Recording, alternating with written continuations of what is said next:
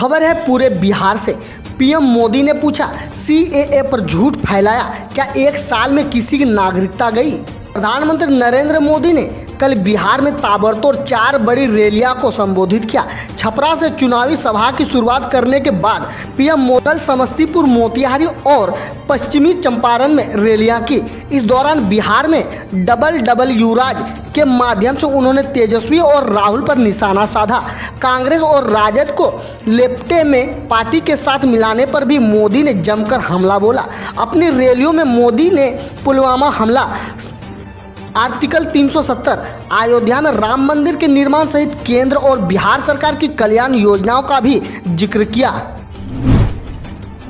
सरकार की सी प्लेन सेवाओं के लिए 14 और जलीय अड्डे बनाने का योजना। 1 नवंबर देश भर में सी प्लेन सेवाओं की शुरुआत के लिए सरकार की योजना 14 और जलीय अड्डे बनाने की है। हाल ही में प्रधानमंत्री नरेंद्र मोदी ने गुजरात के केवड़िया में स्टैच्यू ऑफ यूनिटी और अहमदाबाद के साबरमती रिवरफ्रंट के बीच इस तरह की सेवाओं का सफल उद्घाटन किया। सी प्लेन मूलतः हवाई जहाज होता है, लेकिन यह किसी जलपोत की तरह पानी पर तैरते हुए उड़ने और उतरने में सक्षम होता है। सरकार की योजना से लक्षद्वीप, अंडमान और निकोबार, असम, महाराष्ट्र और उत्तराखंड में इस सेवाओं का लाभ मिलने की संभावनाएं हैं। राज्योत्सव के मौके पर किसानों को मिलेगी 1500 करोड़ के न्याय की तीसरी किस्त। राज्य स्थापना दिवस पर प्रदेश के 18,38,000 किसानों को राजीव गांधी किसान न्याय योजना की तीसरी किस्त की सौगात मिलेगी। राज्योत्सव के कार्यक्रम में मुख्यमंत्री भूपेंद्र बघेल तीसरी किस्त के रूप में 1500 करोड़ रुपए की राशि का अंतरण करेंगे। इस योजना के तहत प्रथम और द्वितीय किस्त की राशि के रूप में 1500 करोड़ रुपए का भुगतान किसानों के बैंक खाते में प्रत्यक्ष लाभ हस्तांतरण डीबीटी के माध्यम से किया जा चुका है। इस योजना के तहत किसानों को 4 किस्तों में 5,750 करोड़ रुपए का भुगतान किया जाएगा। इससे पहले दीपावली में बाजार में भी रौनक आने की उम्मीद है। राशन कार्ड धारकों को 32 प्रति किलो की दर से 3 किलो प्याज देगी गोवा सरकार। प्याज की कीमतों में लगातार हो रही बढ़ोतरी के बीच गोवा सरकार ने राज्य के 3,50,000 राशन कार्ड धारकों को 32 रुपया प्रति किलो की दर से 3 किलो प्याज उपलब्ध कराने का फैसला किया है। गोवा के नागरिक आपूर्ति विभाग के निदेशक सिद्धि विनायक ने बताया, राज्य सरकार ने नासिक से 10,000 मीट्रिक टन प्याज खरीदने का आदेश दिया है। अब खबर जाने देश विदेश से। दिल्ली में बंद जगहों पर होने वाली शादियों में अधिकतम 200 मेहमानों की अनुमति। दिल्ली सरकार ने बंद जगहों पर होने वाली शादियों में मेहमानों की संख्या 50 से बढ़ाकर अधिकतम 200 करने की अनुमति दे दी है। हालांकि खुली जगहों पर शादियों में जमीन के आकार पर मेहमानों की संख्या तय होगी। दिल्ली आपदा प्रबंधन प्राधिकरण ने कहा, बंद जगहों पर हॉल क्षमता के अधिकतम 50% या अधिकतम 200 लोग को अनुमति होगी। गोवा के सीएम बोले, भगवान मुख्यमंत्री बन जाए तब भी 100% सरकारी नौकरियां संभव नहीं।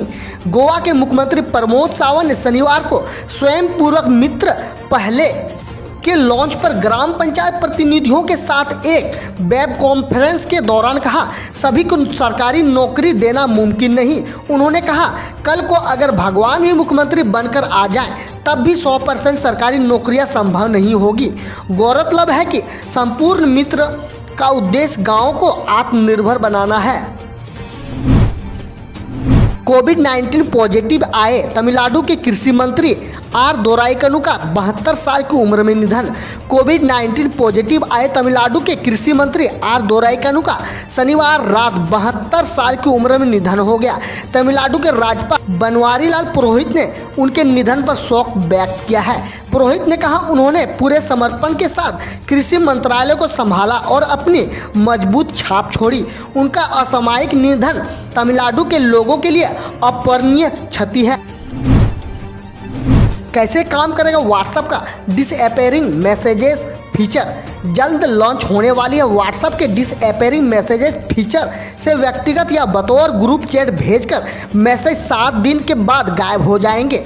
व्यक्तिगत चैट के लिए यूजर्स इसे ऑन ऑफ कर सकते हैं, लेकिन ग्रुप में केवल एडमिन ऐसा कर सकेंगे। ये ऑप्शन डिफ़ॉल्ट नहीं होगा और यूजर को कॉन्टैक्ट के नाम पर टैप कर इसे इस्तेमाल करना होगा। चिराग पासवान बोले, नीतीश के नाम पर नहीं मिलेगा वोट, इसलिए पीएम मोदी कर रहे हैं रैली। बिहार विधानसभा चुनाव के दूसरे चरण में सियासी सरगर्मी अपने पूरे चरण पे है। इस चरण में 65 विधानसभा सीटों पर 3 नवंबर को मतदान होना है, लिहाजा कल ही चुनाव प्रचार थम गया है। ऐसे में राजनीतिक दलों ने दूसरे चरण के लिए चुनाव प्रचार में अपनी पूरी ताकत झोंक दी है। पहले चरण का मतदान खत्म होने के बाद और दूसरे चरण के मतदान से पहले देश के प्रधानमंत्री नरेंद्र मोदी कल दूसरी बार बिहार में चुनावी रैली किए थे।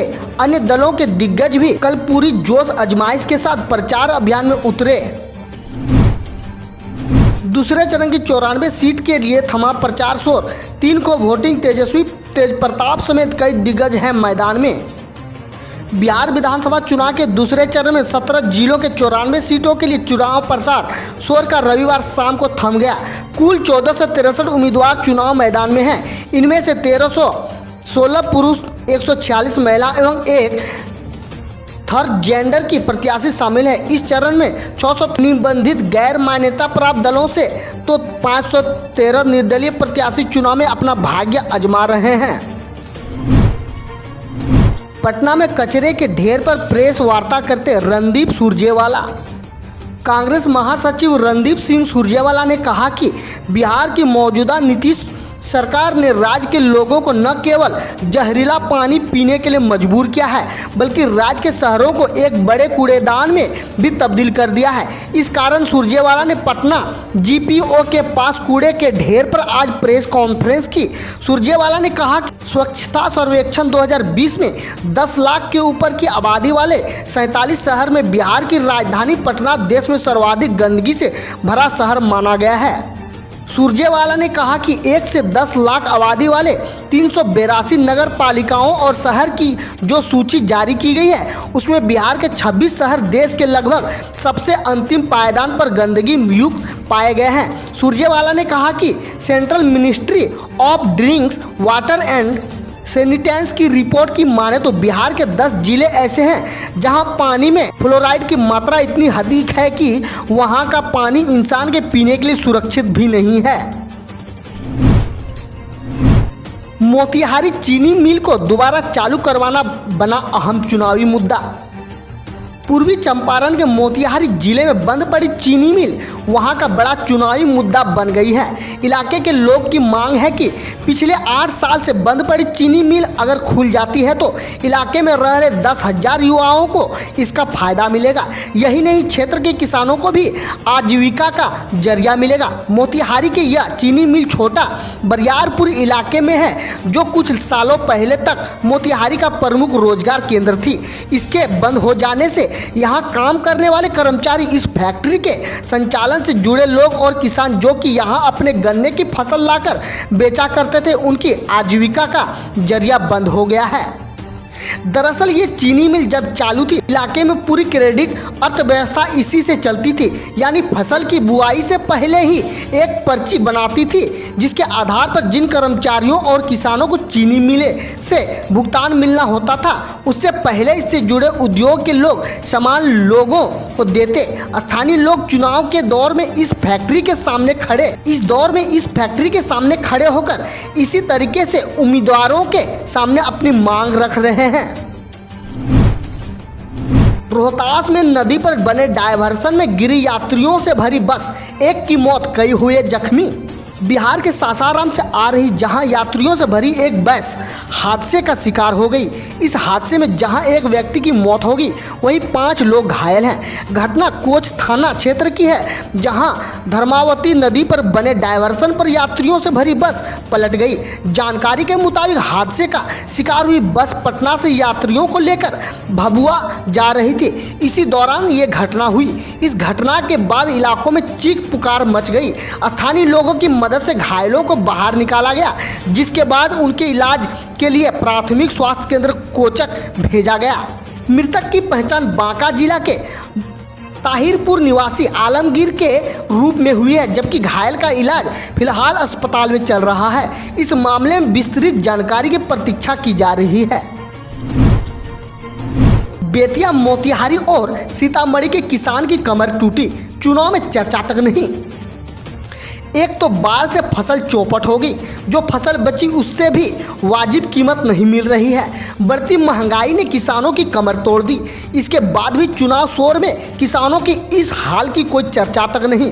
बेतिया में पन्नालाल पटेल कहते हैं कि किसान मेहनत मजदूरी करता है, जैसे तैसे फसल उगाता है, बाढ़ और मौसम से उसे बचाता है, लेकिन पैदावार की कीमत नहीं मिल पाती है। ऊपर से महंगाई, खेती की लागत बढ़ रही है, किसान सस्ता बेचता है और ज़रूरत पर महंगा खरीदता है। बेतिया के सागर पोखरा किनारे एक पेड़ के नीचे कुछ लोगों के साथ चाय का इंतजार कर रहे जोगापट्टी निवासी धनलाल शाह कहते हैं, सरकार भ्रष्टाचार पर रोक नहीं लगा पा रही है। ऊपर से पैसा आ रहा है पर नीचे के लोग खा जाते हैं। गेहूं, चावल, नमक तक सरकार भेज रही है, लेकिन नीचे कोई देने वाला नहीं है। राजद के वरिष्ठ नेता शिवानंद का कहना है कि पीएम ने 1,25,000 करोड़ का पैकेज देने का नाम पर झूठा बोला है, माफी मांगना चाहिए। राजद के वरिष्ठ नेता शिवानंद तिवारी ने पीएम द्वारा दिए गए राहत पैकेज पर सवाल उठाते हुए कहा कि बिहार को 1,25,000 करोड़ का पैकेज देने के नाम पर प्रधानमंत्री ने झूठ बोला है। इसके लिए उन्हें बिहार की जनता से माफ़ी मांगनी चाहिए। रविवार दोपहर राजद कार्यालय में आयोजित प्रेस कॉन्फ्रेंस में शिवानंद तिवारी ने मोहम्मद इकबाल अंसारी द्वारा सूचना के अधिकार से मांगी गई सूचना का हवाला देते हुए कहा कि इस पैकेज के बारे में न तो नीति आयोग के पास कोई पुख्ता जवाब है और न बिहार के वित्त विभाग के पास है। बोर्ड परीक्षार्थियों के लिए जाने किस तारीख से शुरू होगी स्कूल में प्रैक्टिकल क्लास। अब लैब में छात्रों से कराया जा रहा है एक्सपेरिमेंट। स्कूलों ने बोर्ड परीक्षा की तैयारी शुरू कर दी है। अभी तक थ्योरी की ऑनलाइन क्लास चल रही थी, अब स्कूल में प्रैक्टिकल क्लास शुरू करने की योजना बनाई है। नवंबर के पहले सप्ताह से कई स्कूलों में प्रैक्टिकल क्लास शुरू की जाएगी। इसके लिए स्कूल प्रशासन ने हर दिन एक सेक्शन के छात्रों को बुलाने का निर्णय लिया है। इसमें 10 से 15 छात्र का ग्रुप बनाया गया है। एक दिन में एक सेक्शन के छात्र ही अलग अलग प्रैक्टिकल रूम में जाकर लैब वर्क करेंगे। हम रोज़ ऐसे ही न्यूज़ लाते रहेंगे, तो यदि आपने अभी तक क्लीन न्यूज़ को सब्सक्राइब नहीं किया है तो पहले फटाफट सब्सक्राइब कर लें, साथ ही बेल आइकन को दबा दें ताकि कोई अपडेट मिस ना हो।